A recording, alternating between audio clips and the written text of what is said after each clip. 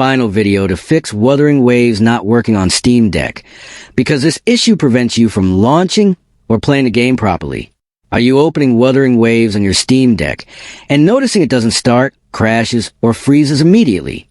This problem happens when game files are corrupted, Proton compatibility settings are incorrect, or system resources are insufficient. Sometimes outdated SteamOS background apps or storage issues also trigger the game not working without warning. Many users search YouTube or social media for fixes, but most solutions feel long, confusing, and full of steps that are hard to follow. That only wastes time and adds frustration.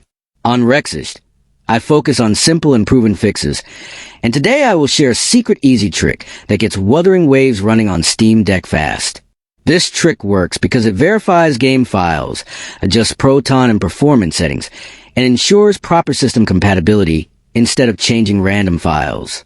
You do not need advanced Linux knowledge, risky tools, or extra software.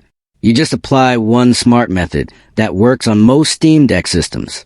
After this, Wuthering Waves launches normally, gameplay runs smoothly, and crashes disappear.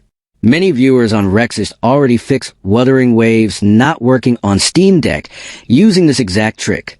If you want a clear step-by-step tutorial that anyone can follow easily, comment yes below, and I will upload it to help you fix Wuthering Waves not working on Steam Deck for good.